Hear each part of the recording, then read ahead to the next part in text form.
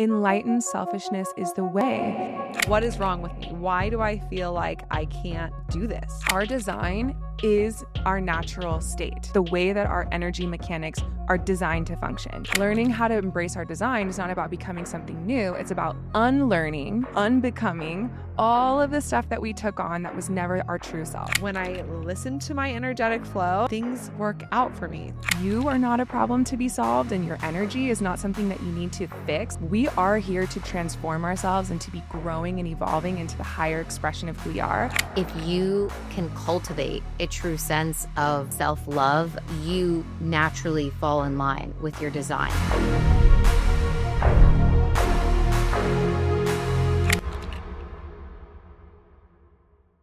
All right, you guys, welcome to Make Shift Happen. We are here with Shayna and Dana. I also love that your names rhyme. We rhyme. Such an epic introduction. Shayna and Dana from DayLuna, welcome to the Make Shift Happen podcast. I'm so excited that you guys are here. Oh, thanks for having us. Thank you. I know we're little rhymey girls, and in high school, I mean, not high school, geez, college, it was annoying, but now it's actually feels meant to be, like our souls chose that to be more memorable. I don't know. Yeah, it definitely is more memorable. Yeah. I have a pattern of making friends that have the exact same name as me. So like my best friend in high school, like all through childhood growing up, same exact name, also Sam. So that was annoying. It was always Sam and Sam. When we were always together, so we'd be like, Sam, we'd both go, what? Wow. And now even today, one of my best friends in life is also named Sam. So speaking of that, I also kind of wanted to chat to you guys about the fact I was reading that you're both 2/4 projectors. So you have the same exact kind of like type in human design. And I found that really interesting because two of my very best friends are also both 5/1 manifesting generators like I am. So, and we didn't know that like when we met each other, but it's like we became best friends. We're super close. And then after like years of knowing each other, we randomly stumbled across the fact that like, wait, you're a manifesting generator? So am I. Wait, what's your type? Oh, you're a 5/1? I'm a 5/1.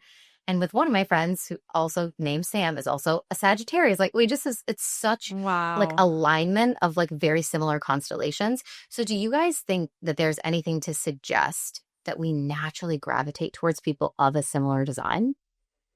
Absolutely. There's different styles of connection in your human design chart. So you can look at your chart and someone else's chart and see, do you have a similar design? Then you're going to have this feeling of immediate resonance. Like just, you get me, I get you. We see the world in the same way, especially with profile. That one is really big. So if I'm a 5/1 projector, for example, and you're a 5/1 man gen, we're still going to really resonate on the fact that we're both 5/1s, even though we have different energy types. But if you were both 5/1 man gens, it would just be like immediate connection, immediate resonance. We literally move through the world in the same way. And that type of connection where you have those similarities is really beautiful. It feels like a cozy space where you can kind of like let your hair down and just be. And then there's other types of connections. Like you could be really different from someone and still be BFFs for life and have completely different charts. And that type of relationship can either be something where you click into gear with specific gates that you have. Like you have one half of a channel in a gate and they have the other, and you literally complete each other. So that's how Shayna and I are. Even though we're both 2/4 projectors, we also have these gates that click together, and it's like literally you complete me, and that is a really nice feeling. And then there's people like my husband and I, we're super different. We have really different charts, and that type of relationship is not like an automatic resonance. It's more like fireworks and chemistry, and there's like a push and a pull, and they make you grow and they make you stretch. And so there's none of the types that are better or worse. They're all just completely different flavors. It's really interesting to see which type of relationship you have most in your life, because it's really telling you about like what your soul is needing for nourishment in this lifetime. So if you have a lot of friends that have the same energy as you and that same resonance, it's like your soul was craving that type of connection where you don't have to explain yourself. You can just be seen, and it's so easy and natural. And then there's going to be, other points in your life perhaps where you have a relationship comes in that is the opposite, that more like chemistry, opposites attract, firework kind of relationship. And you'll know, okay, my soul is obviously drawing me to have that bit of that stretch in this relationship. That is so cool. So it's not like there's compatibility among types necessarily, because there's such a wide range of how you might be compatible with someone else's design. Exactly. But it is interesting to kind of notice what your soul gravitates to in this lifetime, for sure. I just found that so mind-blowing. It was like two of my best friends had the exact same profile and energy type. That's wild. Yeah, honestly, when we see something like that, it's like, it seems like a soul contract. You know, it seems Yeah. like your souls were always destined to be friends and to have those resonant points that are just so big, so profound. They're unmistakable. Yeah. So cool. Is that how it felt when you guys met? Definitely. I mean, we had this feeling of you get me and other people don't kind of energy. And, you know, we met in college, so you're surrounded by so many people, right? And so we just had this clicked into gear kind of feeling, and this feeling of we're different than everyone else around us. We operate in a different way. Things feel like I don't have to explain them so much to you. You just understand what it is that needs to be done, or how we need to move forward with different projects or different things, right? And so then to get to see that reflected in our human design years later and really see, oh, that's why we just understand each other on this deeper level. It's so cozy actually, because we can rely on each other in a way that we don't necessarily rely on other people, because there is that level of like, you get me kind of vibe. Mhm. So even with you and your friends that are all 5/1s, right? Like you're all really wanting to help people. You're all really wanting to find solutions and problem solve. And you all are really curious and want to learn. Someone who has like a 3-line, for example, any friend that I have that has a 3-line, or Shayna's daughter has a 3-line, she's a baby right now, but it's just a very different way of moving through the world than we do as a 2-line, and having that 2 in our profile. So like a friend who's a 3-line, they need to learn through trial and error. They need to like fuck around and find out kind of vibes. They need to just jump in and get their hands dirty and just see how it goes. And you literally cannot tell them, I don't think that's going to work. You shouldn't try it. Like that phrase does not work for them. It's not supportive for them. It's not how they roll. They need to try it for themselves and experientially discover what is true and not true for themselves. And so as a 2-line, like Shayna and I, we kind of don't need to do that. We don't really move through the world in that way. I mean, sometimes we do, but our main mode of operating as a 2-line is called the natural. So you just kind of already know what you're going to be good at or what you're not going to be good at, things that feel kind of easy and playful, and you just have like this knowing, that's not my thing, I'm not going to try it, or this is my thing and I'm going to do it, I'm going to be good at it. Now you can see that the 2-line, like, it's really nice because you don't need to try as many things. You don't need to make as many errors and adjustments along the way. But the 2-line can get kind of stuck and complacent in just doing what you know is going to be easy or natural. And that 3-line friend can bring in all of this fresh energy and bring you on new experiences that you wouldn't have alone. And for a 2-line, you know, you can kind of hold space for and support the 3-line as they're navigating things, as they're coming upon, you know, errors that they need to change. You can sort of give that ease and that natural energy to support them and help them sort of ground a little bit. So it's beautiful that we're different, but having a close friend, or my husband, for example, has a 3 in his profile, it is just such a different way of living and of moving through life that honestly, if you don't have this awareness, it can be like, what is wrong with you? And you can end up really judging your friends or your partner. And then when you realize, oh, that's literally just how they're designed, and there's actually a lot that I can learn from them, but I just have to give them the acceptance and grace and understand why we move so differently. And it's crazy how just understanding, just being aware that you're different than the people in your life, it eliminates so much resistance. It eliminates so much judgment. It literally creates an energy of harmony and ease just to get it, just to know. And I think that that's a really cool thing about human design, because like life is really not a problem to be solved. You are not a problem to be solved, and your energy is not something that you need to fix. Like, you know, if we're talking about self-improvement and being in the realm of self-improvement, like we are here to transform ourselves and to be growing and evolving into the higher expression of who we are, but we're not here to fix ourselves. ourselves. We're not here to become something that we're not. We're just simply here to become the highest expression of what we already are. And I feel like the way that we move through life in general is like we're always trying to change each other. We're trying to change ourselves. We're trying to bend ourselves to fit in because the differences we have are confusing if you don't have this awareness that it's meant to be that way. And it actually creates harmony in our lives if we understand it and allow it in ourselves, but also in other people. Yeah, I think this is like what so many of us get from all these different ways of understanding our energy and personalities, whether it's, astrology, human design, Enneagram. Like, I think the gift that gives to a lot of people, whatever you resonate with, is the gift of compassion and like being able to understand the why behind people in your life being so different from you and not making it a problem, but actually just being able to reach that acceptance. It's kind of funny that we need there to be a reason why in order for us to just accept that people are different than we are, but it is helpful to kind of have that why. But you spoke about like removing the resistance, right? And I think like at some point we've all felt like we're trying to fit the mold or fit into the box of what society wants from us, what our parents want, or how we believe we have to do things in the world. And you eventually realize that that's not actually working for us. And there is a lot of resistance there.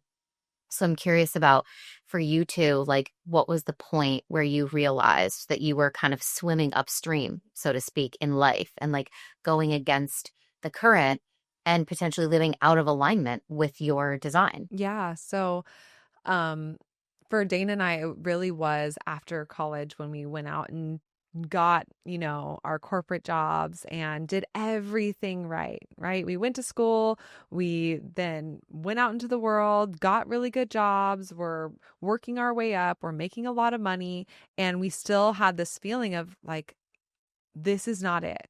Like, what is wrong with me? Why do I feel like I can't do this? Why do I have no energy to do this? Why am I literally looking at the clock every day, counting down the minutes till I get to go home? Like, I thought that I followed the formula and I would feel different.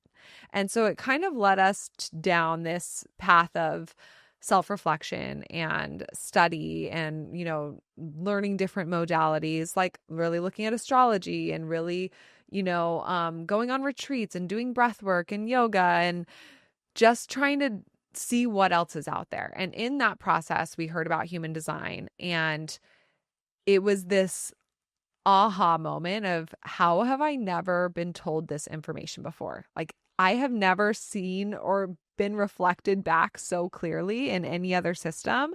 And we learned that we were both 2-4 projectors. And that was again another like clicked moment of, wow, that's why we're both having this similar struggle. That's why we really resonated, from the start of just really getting each other. I And feel like it's like the moment from Parent Trap when they both pull out their like picture that's like ripped in half and they like put it together and it's like literally, we are literal twins. yes, yes. And like, what are we doing? We're supposed to be working 2 to 4 hours a day. How is that even possible? Right? Like, how is that possible? And I think that that's a huge problem or hang up that a lot of projectors face, is that they're non-energy beings, but their self-theme is success. How do you have success as a projector in this very corporate world by working 2 to 4 hours a day? Like, what does that really look like? How do you get there? How do you start making that shift? So that's something that we're so passionate about teaching because it's so important and it is absolutely possible. And for all the other types that have energy, they always hear like, oh, projectors are meant to work 2 to 4 hours a day, must be nice. But for projectors, they're like, yeah, that's what I've always wanted, but how? Like, it's literally impossible. And Well, I it is think a lot of possible. projectors are also like, must be nice to have a consistent stream of like energy. Yes. Oh, yeah. Like, especially one of the big differences between a projector and a generator or a manifesting generator that has a defined sacral is like, if a projector gets completely worn out in a day, like completely worn out, then it takes days or weeks of sleep and rest to come back to normal. Whereas someone with a defined sacral being, if they completely exhaust their energy and they go to bed and they get a really good night of sleep, they wake up in the morning with a fresh tank of gas. And that is one of the things that has been, I think, the hardest for me to observe in other people that have that. Like just the jealousy. I'm like, wow, I have never in my life woken up in the morning after like really going hard and just feel like I have a fresh tank of gas. And it's that victimhood energy is and bitterness, which is the not self theme for projectors, that frequency when you're out of alignment. When I feel that, I know like that's my own check engine light. Like check yourself, because that jealousy you're feeling, that bitterness you're feeling towards someone else's design that's not yours, that victimhood energy is not serving you. That's a signpost that you're out of alignment, and that I've been burning the candle at both ends too much, or that I've been not taking care of myself or not following my own energetic navigation system. So it's like, it's really interesting. I feel like there's like different phases of accepting your design, and people go through them at different times. But there's definitely a phase for a lot of us that it's like, I wish I had a different design. And the goal ultimately is to be like, I love my design. I love that this is my energy, but it takes a lot of work, to really get there, and sort of like self-responsibility and self-accountability to see the way that your design is perfect and that it's here to really help you accomplish everything that you're meant to. That work and that feeling is honestly like the goal, because that's self-acceptance and self-love. And when you have that, you can give that out to other people and heal the world with it. So when you're in corporate and you realize like, I'm only meant to work 2 to 4 hours, were you like, all right, so let's quit? Or was it like, I'm sure, of course, there's ways to work around it, because not everyone can just like, create their own schedule and be an entrepreneur or a stay-at-home mom, or someone that has a little bit more of like this kind of capacity to control their entire day. But yeah, for you guys, you obviously weren't happy in like the corporate kind of grind. That was you trying to fit in the box of like, this is what we were supposed to do. This is not making us happy. And then you also realize it's against your design. So was that the moment that you decided to shift everything, or did it take some rock bottom or some other pivotal thing to really like move you in that direction? Yeah. So what happened for us is we started observing, okay, what in my day-to-day work life feels draining for me, feels like work, and what feels fascinating, feels like I could learn more about it, or I could do this all day, but it doesn't feel exhausting for me. And so getting that inventory and really seeing like, what are those things? And then for those things that feel draining, can we set a timer and literally only do those for 2 to 3 hours in that day, and then do the rest of the fascinating things for the rest of that time? And so sometimes that was like, I have energy to go talk to my other coworkers or to do in-person meetings with my boss. It feels really easy for me to be reaching out to different clients, right? It felt really draining to have to build out different programs or have to, hire people or fire people or whatever, like really listing those things out and then setting that timer and being really strict about it. And the crazy thing is that projectors are so efficient because we don't have that much energy to waste at all. So nobody noticed that we were setting that timer and that we were working less on those draining things. Like literally no one noticed, because you still get done in a week more than the average person does in a week, because you're trying to be so efficient as a projector in general. But this tricky part is that projectors really need and love recognition. And if you're familiar with the 5 types, you know that for projectors, recognition is something that works well with their strategy of waiting for the invitation. They have to first be recognized and then invited. And so when a projector is recognized, it feels good. It feels like, wow, this person sees me. This person wants my gifts. This person values me. And the tricky thing is getting recognized for doing something that is not in alignment for you can be really confusing, because the recognition feels good. And so then you feel like you can keep going. And so really breaking down and doing that inventory of, okay, what drains me? What feels fascinating? Then I got a really clear picture of, okay, doing the HR side of my business really fascinates me. And meeting with people in person and giving them insight and advice and tweaks really fascinates me. And then from there, keep going. Like, okay, well, why? What about it? Maybe it's their psychology. Maybe it's making people feel really seen. Maybe it's making people feel loved and valued. Okay, why? Like, literally keep going down, I like to say, the fascination rabbit hole until you've gotten it really clear of like, I like helping people live their life purpose and feel like they're valued in the workplace, right? As an example. Then it's about seeing yourself, recognizing yourself with those things. And we really said, okay, for 1 month, we are going to live our strategy and make decisions with our authority every single day as much as possible. And so setting that timer, really getting clear on those fascinations, and then any decision that comes up, we're going to use our authorities, which Dana and I have different authorities. Dana is emotional authority. She needs to give herself time to make sure she's neutral before making a big decision. And I have G center authority, where I need to talk it out and hear what my truth is, and really asking myself, does this feel like it's on my path, or does it feel like it's kind of this separate path? Like it's a parallel path. There's a fork in the road and it's just not really my life. And through making decisions that way for that 1 month and cutting back on those draining things, literally so many invitations came in. Like, you guys should start a podcast. You should, like, I want to buy these services. Literally people wanting to book readings with us just because we were so fascinated in human design and we're talking about what we're fascinated in, not asking people, do you want a reading, but just talking about what we're into. We followed our strategy and authority to a T as much as possible for 1 month. And by the end of that month, we had so much clarity on exactly what we wanted to do. We had clients, we had money coming in, and we didn't even have a business. So we were like, okay, let's start a business and let's just keep going with following our strategy and authority. And that sounds like really simple. Just follow your strategy and authority for a month and your whole life will change. But truly, it really, really will. But you have to actually follow it, because you might hear something from your authority that says, this isn't right for me. And that's really scary. If you don't take the action step, like the first next action step, nothing in your life is going to change. It doesn't mean that you have to say like, okay, I know this job isn't right for me, I have to quit tomorrow. It's saying, okay, well, what's the first step in that? Is it looking up other jobs online? Is it talking to my partner about the fact that I'm unhappy in this job and I want something different? Is it talking to my boss about quitting some sort of activities there or shifting my role?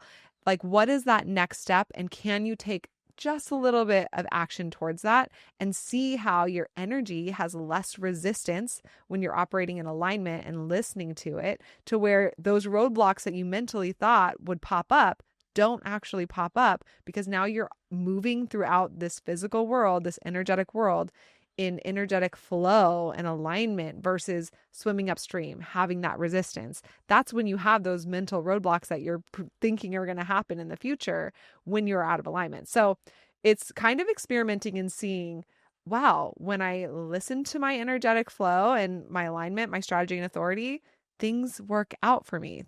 Problems get solved. Things that I thought were going to happen didn't.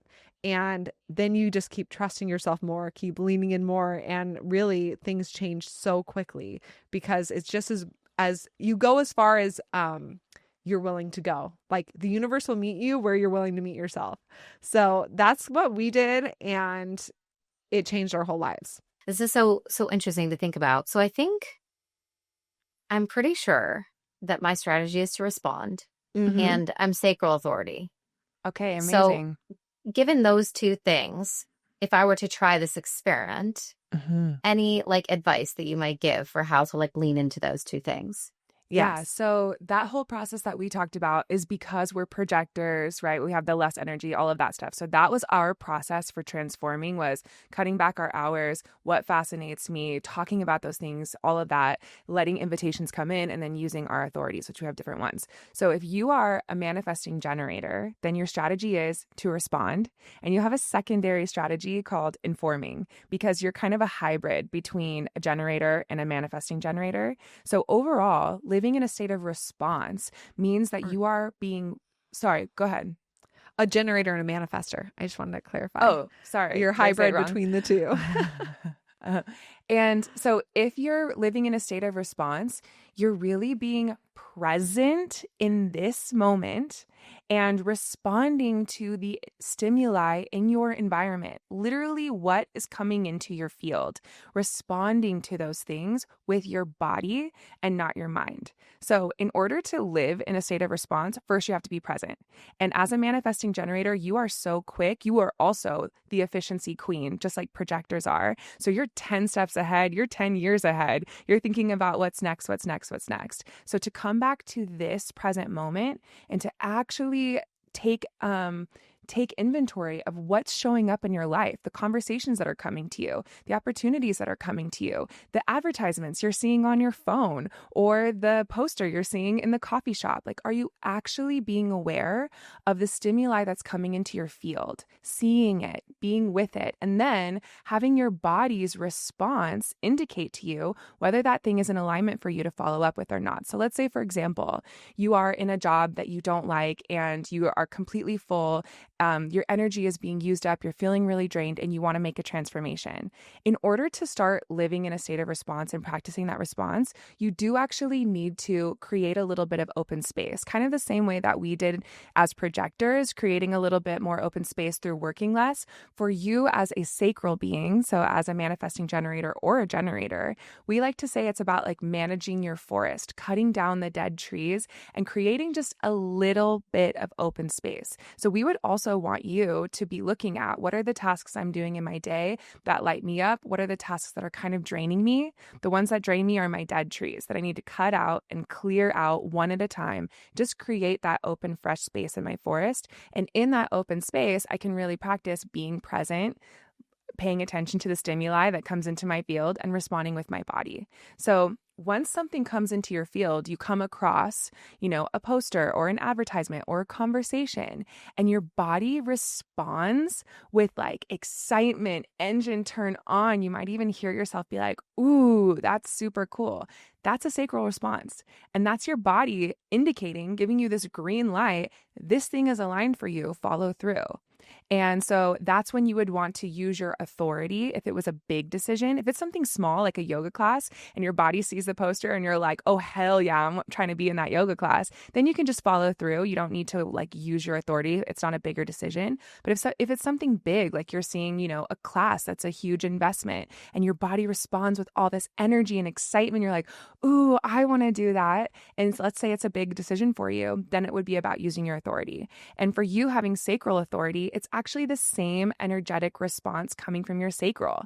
If your sacral is turned on, engine is a go, and it is a hell yes in your body, you feel energy, you feel excitement, you feel enthusiasm, you feel alive.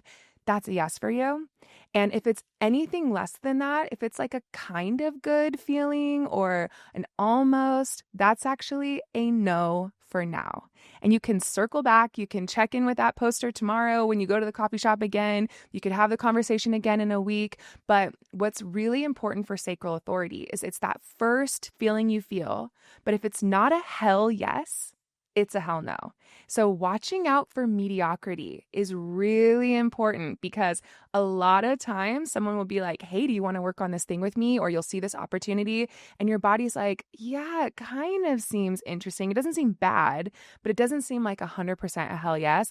That's your body and your inner authority indicating not right now. This is not right for you right now. And it could change later, or it could never be right for you. But the big difference for you is that you're designed to live in complete spontaneity. You're just being present. You're living life. You're letting things come to you. And when you bump into something, which happens all the time, and when you're really being present, you see that there's literally always something to respond to, which that can be a big fear. It can be like, if I'm just supposed to wait around to respond to things, like, will anything good ever come? But the truth is, literally life is always bringing you something, especially with technology. Like, if you see someone doing something on your Instagram feed and your body illuminates with excitement and gets that positive response, pay attention to that. That's your body telling you, I want to do that thing that they're doing. And it's real for you if your body is getting that energy response versus your mind. And that's the tricky thing, is that our mind has so many stories about what we should like or what we used to like or what makes sense to want to do. And your body might really surprise you. Your body might respond to something random as shit. Like, for example, fashion. And you're like, well, I've never studied that. I've never done that before. I never saw myself doing that, but my body is getting excited when I see this thing. And so jumping off that cliff and following it and taking that action step when it literally doesn't make sense to your mind, it takes so much courage. It takes so much bravery. And it doesn't make sense to other people when you tell people about it. You're like, yeah, I got really excited when I saw this, let's say the fashion thing. I'm going back to school for fashion. People will be like, what? Like, when did you decide that? And you're like, well, I literally just saw it yesterday. And so in order to do this process of following your strategy and authority, whatever it is, something that you need to know is that people are going to question you because it doesn't make sense to the mind. People are going to be like, wait, why are you doing that? Wait, when did you change your mind on this? This is not something that you've ever talked about before.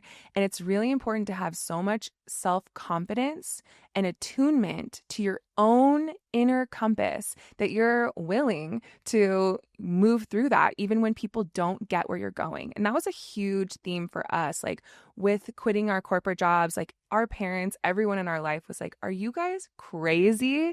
You're going to quit your jobs and start this business around human design, which at that time literally no one had ever heard of. I mean, it's gaining popularity now, but at that time people were like, this is not going to work. Like, what are you doing? You need to do this other things. And dealing with navigating that disappointment with others because you love and trust your inner compass so much takes so much courage, but it's definitely the thing that will get you unstuck and will get you moving forward on the life that your soul really came here to live. I'm smiling because it's like so much of my story, even before I knew what human design was, of like when I studied abroad when I was in college and I met this guy and we fell in love accidentally.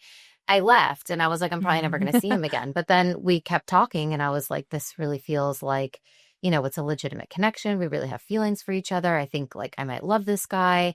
And so then, finishing my last year of school, and we were kind of found ourselves in this like long distance relationship, I guess. And at that point, I sort of decided, I think I'm going to decline my corporate job offers and not get a job after school. And I think I'm going to move back to Spain and see where this goes, with this relationship. And I had wanted to travel and, become fluent in Spanish. And there were, of course, other reasons, but the main reason was him. And so, of course, that was like, a big eye roll of a choice. Like if you met a guy on Tinder, you knew him for 3 months, and now you're going to like blow up your whole career. You just, spent all this money to get a degree. You're not like, you're going to go teach English in a school, which has nothing to do with what you studied. You're going to make horrible money, like sacrifice a lot of like the kickstart of your career just for this guy. Like, are you sure? I feel like that was the energy from a lot of people in my life was like, are you sure? Because this seems like a really dumb idea. But anyways, we're engaged and we're getting married and we've been together for 10 years. So it all worked out. Oh wow. my Yeah. gosh. Wow. Yeah, so I love it all that worked story. out. I moved to Spain and I was like, I'm going to give it a year because anything can happen. And if I don't, like, at least I'll travel and like I'll live my life. I wasn't super passionate or excited about the idea of going into the corporate world anyways. I had one corporate internship that summer and I was kind of like, okay, I'm not giving up that much. Let's be honest here. This freaking cubicle lifestyle.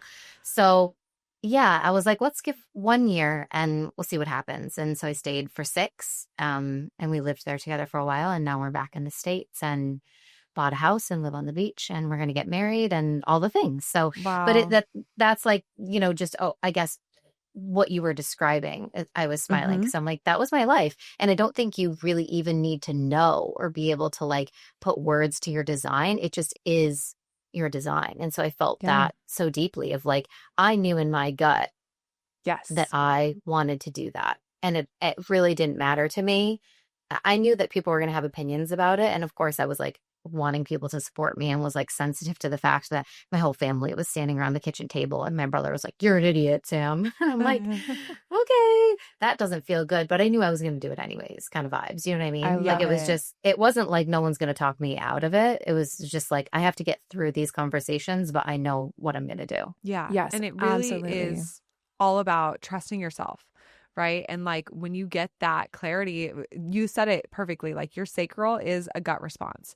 And some people are like, what is a gut response like in my day-to-day life? And we would say like that energy or that lack of energy. But it is that gut feeling. And when it is a hell yes, it's really about being spontaneous and trusting yourself. So now in your day-to-day life, you know, as you're navigating just regular days, it's really asking yourself as a sacral being, what's in front of me right now, right? This presence. How does my body feel? Do I have energy or not? And can I listen? And if you can, great, amazing, follow it, take action on whatever it's telling you. If you can't, just take note, like, okay, I'm doing something that my body is dragging through the mud to do, but I have to do it anyways. Okay. Or I'm doing something that my body has like blah. Okay, noted. But ideally, a generator or man-gen's day-to-day life would literally be like, open the fridge and feel like, do I feel pulled towards any of these things in here? No? Okay, go look at your car. Like, do I feel like I want to hop in my car? And it's like, no? Okay, go into your backyard. Like, do I feel like I want to be out here and move my body? Yes. Okay, that's what I'm going to do right now. And it's really letting your body lead you moment to moment to be in the right place at the right time, to overhear that conversation like Dana was saying, or see that poster, or, you know, be on your phone or read that book, like whatever that is, to get that like, ooh, that's what I want to be doing next. Now, when we say responding, I think sometimes people feel like that's disempowering, like waiting to respond, but you are here to take action. Like any of the types can be an entrepreneur, can start their own business, can be a creative, can be a guide. Anyone can do any of those things. Human design isn't going to tell you what to do as far as like your career or what you want to pursue. It's just going to tell you, okay, you want to be a guide, great, or a spiritual teacher, great. Here's how you go about building that. It's for you as a generator or man-gen, it's really letting your body lead you moment to moment to get that inspiration of, ooh, that's what I want to be doing next. Then take the action, build the website, call the people, make it happen. As a projector, it's really getting clear on, okay, what fascinates me and why, and letting that fascination piece be the core of so that way people recognize you for what you genuinely want to be helping people with, and resting. The big difference between man-gens and generators and projectors is that a man-gen or generator can be in love with something and have endless energy to work on it, right? Like, I am just so in love with this. I want to show up every single day and pour into this thing. Whereas a projector can be in love with something and have zero energy to work on it. And so it can't be faked, right? And that doesn't mean that it's not aligned for you. Whereas for a generator or a man-gen, it kind of does. It means it's not aligned for you to work on it in this moment. And if you continually feel like you're dragging through the mud to go work on this thing, it's not aligned for you. Whereas for a projector, you're going to feel like you're dragging through the mud 90% of your life. And that's just because you don't have energy the same way that other people do. So it doesn't mean that thing is not right for you. It just means that you need a nap and you need like a week to detox. And you also then need to connect in with like, why does this thing fascinate me? And that like mental fascination zone is going to give you that burst of energy. So I know we've talked a lot about, you know, man-gens and generators and projectors, and the manifestors and reflectors have obviously a completely different way of navigating. But I do want to just say, I guess, looping in manifestors, since you are a man-gen, informing is such a big part of your day-to-day, and it's like the main way that manifestors operate. So I would encourage you, Sam, as you are moving through your day with that presence, listening to your body, to then tell your partner, or if you have business partners or people that you're working with, like tell them, hey, this is what I'm thinking. Like, hey, I just got lit up by this thing. I'm going to go explore that. Hey, I'm going to go to the grocery store right now instead of at dinner. Informing them and bringing them in on the loop will just help them feel like they're part of your flow. It'll eliminate resistance. They won't be getting that whiplash of like, what? I thought we talked about that we were going to do groceries tonight together. Like, why would you go now? Like, it really, helps them get on your team and things feel easier. So you still need to inform, but not as much, I would say, as a manifestor needs to be informing all the time. That's so interesting. Manifestors need to be informing all the time. What would it be for reflectors? Just really quickly, out of curiosity. Yeah. So reflectors, it really is about asking like, who am I today? And not letting yourself be so boxed in by how you felt yesterday, and asking who are the people that feel good around me? Let me go be near them. Who are the projects or the places or environments that feel good? What are the ones that don't? Really looking at your health as a reflector. And if you're not feeling good, like really taking a look at your environment or your work environment or the people that you're around day to day. And for reflectors, they absorb, right? They absorb a lot of what's around them. Yes. So their whole chart is completely open and they are reflecting the world around them. So if a reflector is unwell, then they're in an environment that is unwell in some way. And they're designed to have this freedom of not boxing themselves in, not being consistent. Meaning if they're working in a job, let's say, that feels really good to them, and they're like, I love doing this management position. Great. But maybe today you show up at, as a manager that is checking in and popping into everybody's offices. Maybe the next day you're really just hermiting away in your office. Maybe the next day you're working remotely. Like letting yourself have that flexibility of playfulness with your work would be ideal. And if your job doesn't give you that right now, then it's just starting to soundboard, communicate that, giving yourself time for new things to drop in. So reflectors operate just in such a different way because they kind of are all the types. I think, and they're none of the types, right? I think I never went through the stage of not liking my design. I think I was like, I got the good one. I think I got the good one. Yeah, you did. You got it, and you also got an easy. They're all good. They're all good. But I remember being like, the fact that you have sacral authority and then you're living from response with your sacral, it's like you have one operating system. Other manifesting generators that are here to respond, they could have emotional authority and then they have a more complicated navigation system than you do.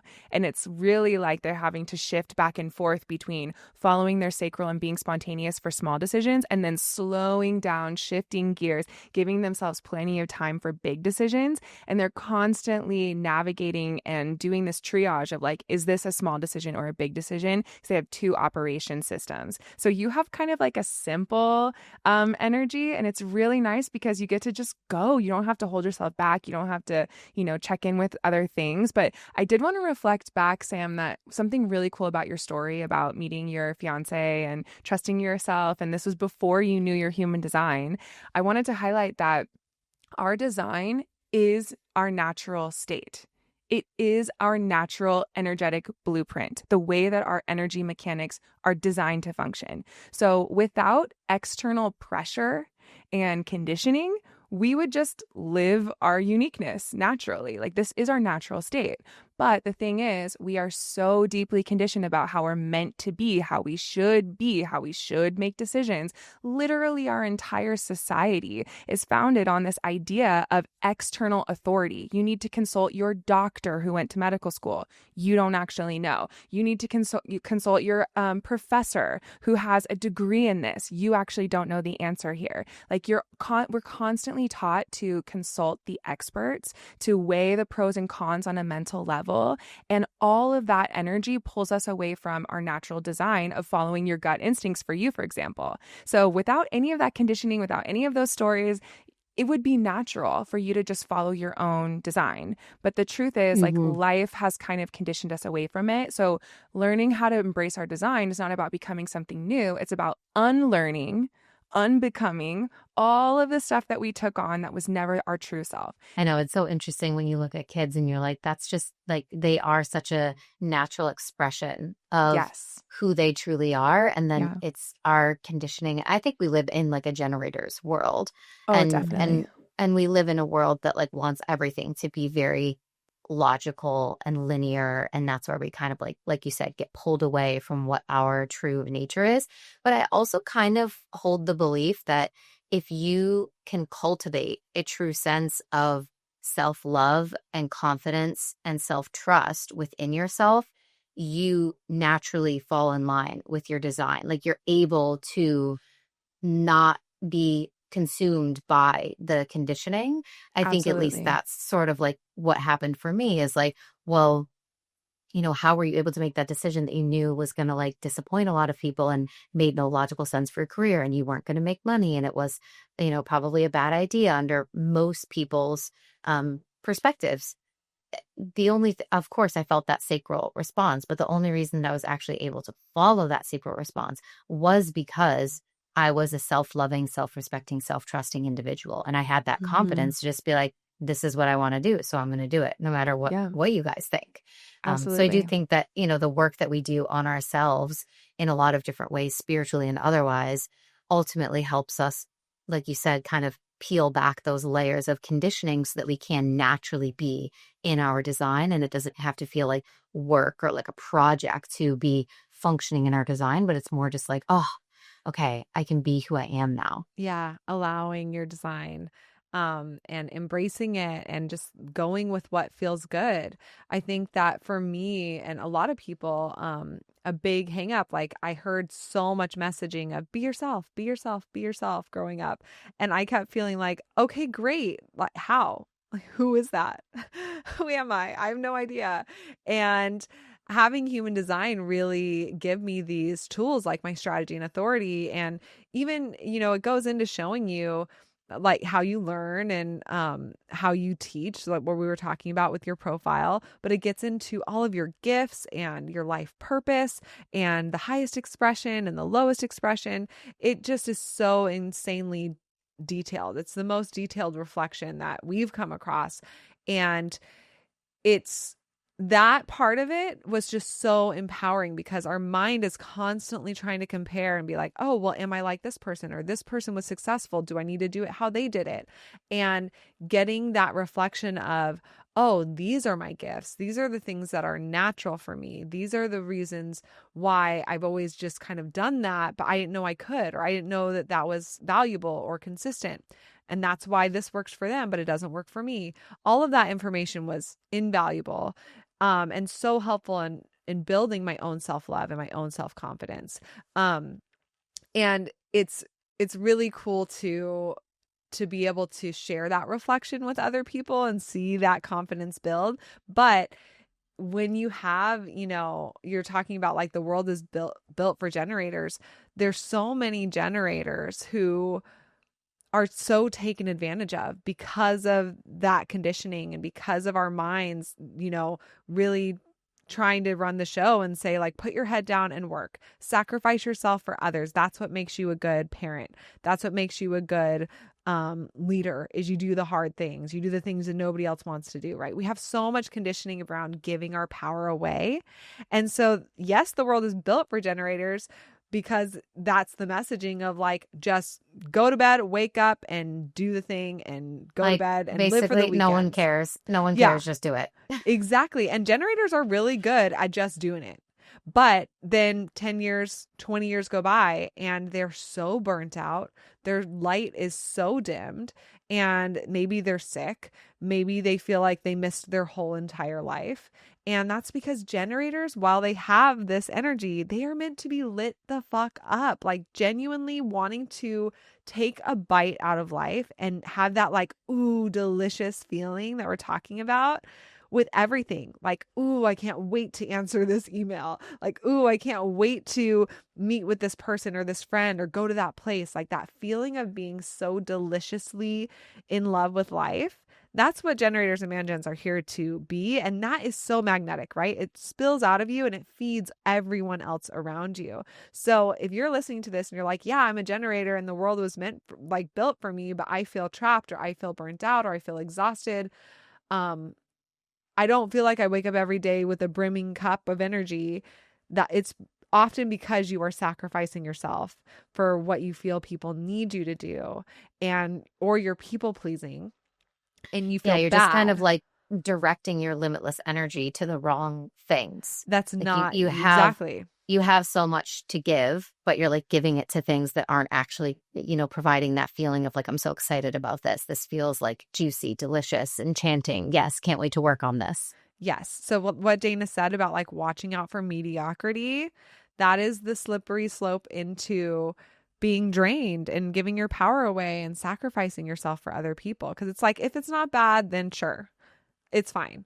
And you create this life then magnetically that is okay. And that's fine. Like if you say yes to mediocrity as a magnet, which all generators and mansions are literally magnets attracting, you are going to be attracting mediocrity constantly. So the more that you can just say, like, if you catch yourself being like, sure, then be like, hold on, actually, let me look at the next restaurant on DoorDash, or like, let me pull up the next thing to where I'm really like, ooh, I want to eat that. It feels good for me to eat that. Not just like, it's sustenance. I want to move on to the next thing. It's fine. It doesn't matter. Yeah, sometimes I find that exhausting because it's like everything needs to almost not be perfect, but everything kind of Yeah. does. It's like what's the children's book where they are tasting all the porridge and trying out all the beds The and three little Goldilocks. yes, Yeah. yes, it's like that. It's like you have to find like the too one hot, that's too just cold, right. just right.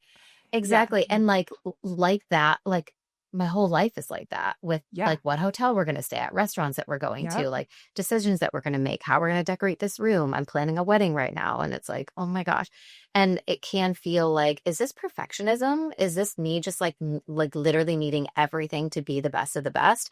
But it's not the best of the best. It's just the best for me because when the right thing comes along, I get that like illuminated feeling where it's really easy for me to say yes. If it's kind of this like teetering, like it's complicated for me to say yes because logically it's fine, but like I don't feel it in my body.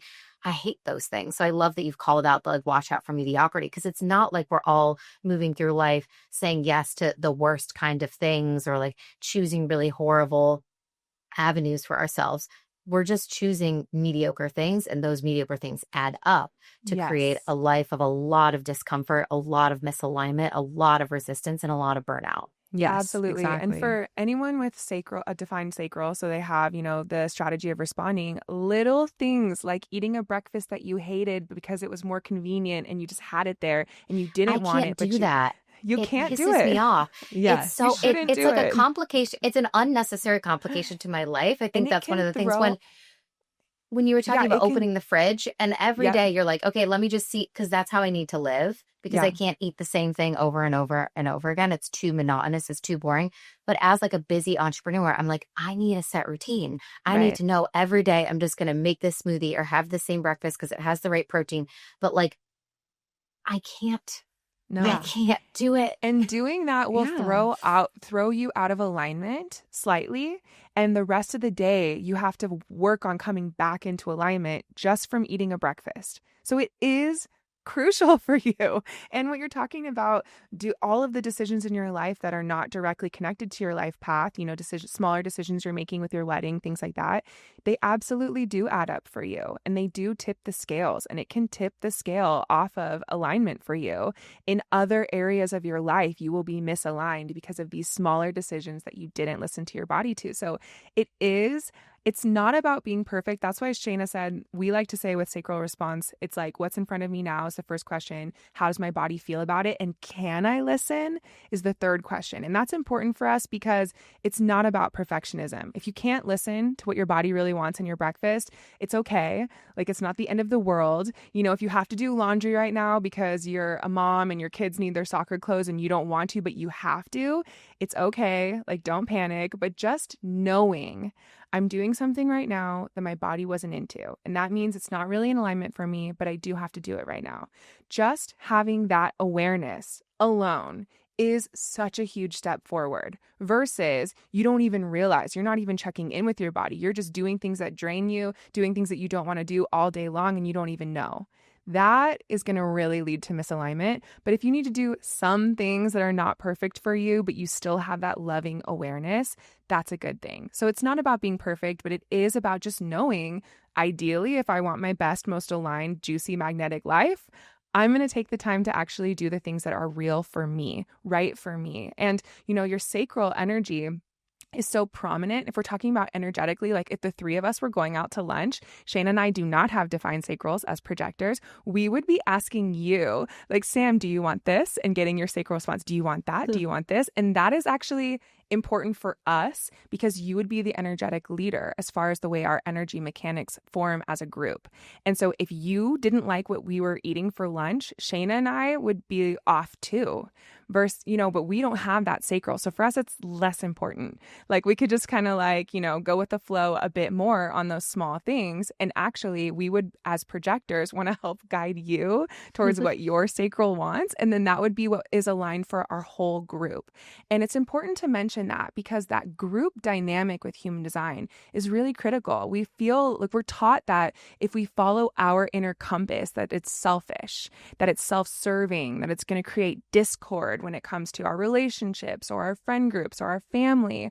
But actually, our alignment or misalignment impacts other people so much. And what the group dynamic needs for harmony is every individual being in alignment. So it's like very counterintuitive. It's not selfish at all. So instead, we in human design have this phrase, enlightened selfishness, for anyone with a sacral defined, anyone that's living in that state of response. But for a lot of people, we would say enlightened selfishness is the way, because if you're not taking care of yourself and doing what's aligned and real and correct for yourself, you are literally bringing messed up energy into every relationship, into every project you work on, into every business that you're a part of. It's almost like your sacred responsibility. It's how you are accountable for the energy you bring into other people's lives, making sure that you're aligned first. Yeah. It's kind of, like the classic saying of like, you can't pour from an empty cup, put your oxygen mask on first. Like, it's just another iteration of that, right? Of like you being in alignment with yourself actually brings more alignment to the group. When you are feeling your most lit up, nourished, alive, happy, joyful, like you have more to give. And therefore everyone else's energy is positively impacted by that as well.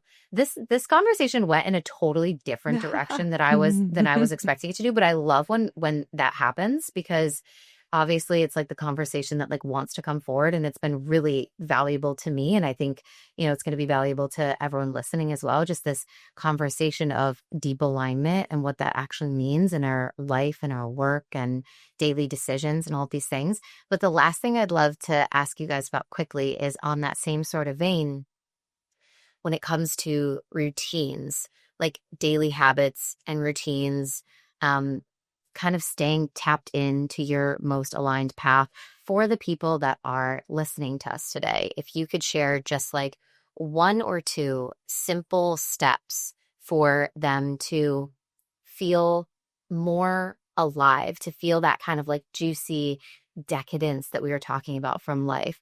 And it could be human design related or not. Like, what would be one or two of the main things that you would say, like, do this and you will feel more alive and more aligned? Oh my gosh, there's so many ways that we could go with this because there's so much in the chart. One thing that I'll say is when it comes to routines and rituals in general, the top left arrow, if you're looking at your human design chart, you'll see these arrows on your chart. The top left arrow, if it's pointing left, it means that eating the same thing every day, doing your go-to rituals, your go-to restaurants, your go-to things, that consistency is really good. If it's pointing right, you need flow, you need variety. You don't need to eat the same thing every day. It's actually going to be draining for your mind and your body. So that's just a small little thing that you can look at and see. But when it comes to, homework assignments of like living more in alignment right now, if you are a manifesting generator or a generator, I would say if you could set a goal of for 3 days this week, every meal that I eat, it's going to be a hell yes meal. Like a literal, like, ooh, that's delicious. From breakfast till dinner, every meal that I eat for the next 3 days is going to be an ooh, hell yes. And listen, follow that. That might mean that you're getting in the car and driving. That might mean that you're door dashing, whatever that is. And then for projectors, I would really encourage you for the next 3 days to rest, to set a timer for those hard output things, see if anybody even notices, and to ask yourself that question of what fascinates me, like truly, because you might surprise yourself. It might be, murder mystery documentaries or something, like really asking Don't what judge it. fascinates me. Don't judge it, and ask why. Like, why is it that I can't wait to get home and turn on this like documentary? What And is I it wanted about to it? highlight the difference between fascination. Fascination is mental. It's psychological for projectors. It's like, ooh, my mind has a million questions and I want to see deeper and I want to uncover layers. And you will literally feel the buzzing electricity sort of in your mind versus being a sacral being, a generator or a manifesting generator. You feel it in your gut, in your body. That's where that energy response is. So I just wanted to highlight that because it does feel very different, even though obviously you're looking for the things that are lighting you up. I mean, we could use that word for either one, but for projectors, fascination is really like a mental, psychological curiosity. Yeah. Hmm. And for manifestors, I would just say set 3 days and inform and say everything that you're thinking, if you can, to the people around you or just to the universe. Like literally, if you could say for 3 days, I'm going to talk out loud to the universe every morning and every night, saying the things that I'm grateful for and the things that I want to change. For the next 3 days, that would be your assignment. And for reflectors, I would just say, oh gosh, I would say to start journaling every single morning. What's like one sentence, how am I feeling right now? And then at the end of the day, journal the question, how did I feel today? And then do that for 3 days and you'll see how that's going to shift and change if you just have that open-ended question, one liner in the morning, one liner at night. So those are like really simple things, but they're doable and they make a huge impact based on your design. So cool. I love those. Dana, do you have anything you want to add, like quick tips of I feeling just more wanted to alive? say, yeah, for generators and manifesting generators, the body is so important for you. It's important for everyone, but for you, it's like your number one thing. So I always like to say, pay attention to your senses, to the true meaning of sensuality, smells that are delicious, and fabrics that just feel so yummy, and movement in your body that just feels like right, like you're getting that sacral engine going. Food that tastes delicious, like that's why Shayna said that point. But I just wanted to say, anything that is engaging in your senses, it's helping you get deeper into your body. It's helping you become more present, which is a key component to living in a state of response. And it's fun. It's delicious. It's like the best part of being alive is all of those things. So just paying attention to that, it's not a homework assignment at all. It is a delicious celebration of life, and it will change. It will change your state to just be focusing on those things, even in small ways, like bring an essential oil to work at your desk and take a break and just smell it, or stand up and play a song and move your body and just really focus on the body and the senses. I would say for projectors, find a space in your life where you are fully recognized. Maybe that's online. Maybe it's an online forum. Maybe it's a friend that you haven't talked to in a really long time, but you just felt like you could just vibe with them and they saw your wisdom and you'd have the deepest, coolest conversations. Call that person.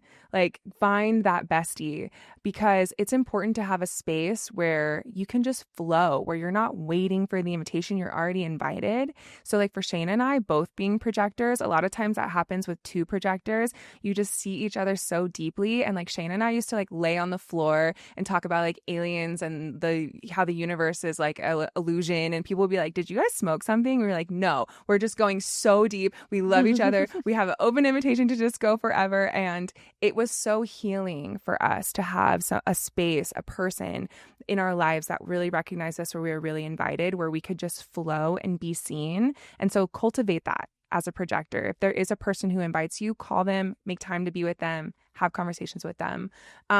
With reflectors, the moon is such an important energy in your life. For all of the other 4 types, you're really a solar being, but for reflectors, you're a lunar being. So connecting with the moon, doing moon rituals, being out and gazing at the moon, making moon water, which is really simple. You're just wanting to put water out in the moonlight so it's absorbing the photons that are filtered through the moon and then consuming that. Like just connecting with the moon in general will help you connect to your nature instead of to the societal chaos that you feel like you need to connect to.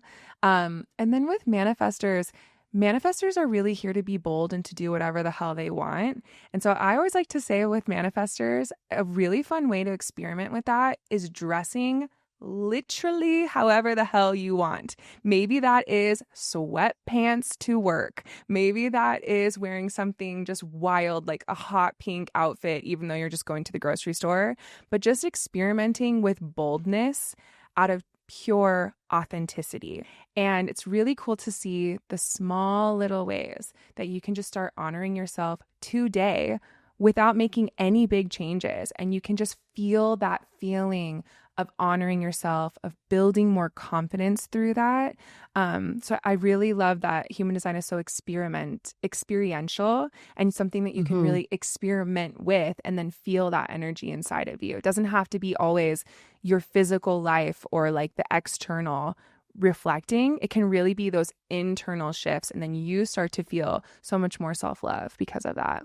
Yeah. And we know that that's how we change our outer world, right? Is by changing our inner world first. So when you focus on your energy and what's going on for you internally, you start to reflect that and attract that in the external world. And so then all the other things kind of inevitably fall in place. When we take care of our energy and our thoughts and our internal world, that's what ultimately helps us manifest like the opportunities and the ideas and the creativity. And there's the business. And like none of us have ever known what that end result was going to be when we were at the starting line. So it's always like just continuing to do that work within, and then so within it is without as well in the world. So I love that. I hope everyone listening enjoyed these like really, really tangible, simple ways that they can start living more in alignment today with their design and feeling more alive. This has been like so helpful and, you know, selfishly, obviously like helpful for me as well. You guys shared so much about my design and just living more in alignment with that and giving me a big permission slip too, to just like,